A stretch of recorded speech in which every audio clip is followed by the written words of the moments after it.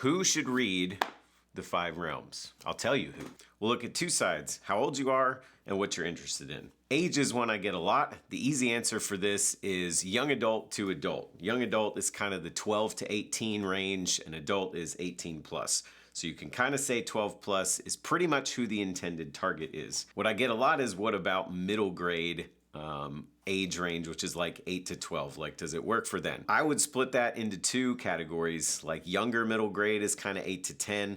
Older middle grade is 10 to 12. I'd say 8 to 9, probably not. 11 to 12, almost certainly yes, and 10 is kind of the in-between spot. So I'll technically say 10 and up. All I can tell you is my experience. I read all three books. I mean, even though there's only two right now, I read all three books in their draft form to my 10-year-old daughter, and she tracked with all of it, enjoyed all of it, and even had helpful feedback, hence why she is called out in the acknowledgments as a helpful editor. I don't know if she would have done quite as well reading it on her own, but I happen to know other kind of 10-ish, 11-ish age people who read it, kids who read it on their own, who are just really good readers and enjoyed it as well. Now let's look at interests. What are you interested in? Who this is for. If you're interested in classic fantasy, then this is totally for you. If you like things like Lord of the Rings, if you like things like Harry Potter and the like, you will enjoy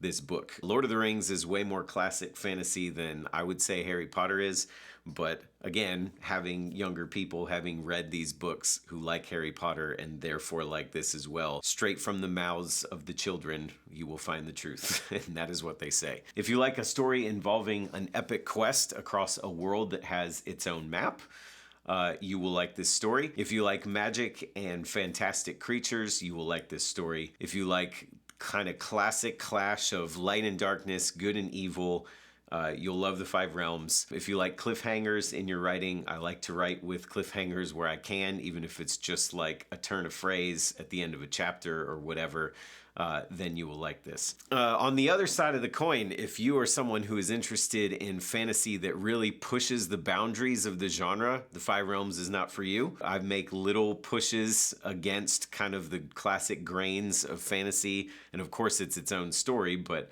I did not set out to blur the lines of what fantasy can be. If you like dystopian, kind of like post-apocalypse type settings, not so much. If you like the blend of fantasy with kind of modernism, like kind of technology and like the lines between the two, not so much gonna like that. If you want a really super intricate and complex like web of world and characters, maybe not. This is like a little more on the level, like straightforward. Like there's definitely a large cast of characters, but it's not going to require a great deal of you to kind of tie all the pieces together. And then if you like epically long books, altogether, these three, when they're all in your hands together, would make one epic story, but separately, not so much. They're all hit about between 80 and 90,000 words each, and they tend to read fairly quickly. If you like the epic story, and I like that too, that's not what this is.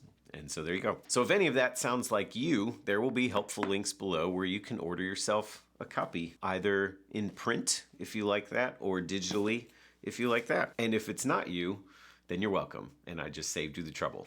See you later.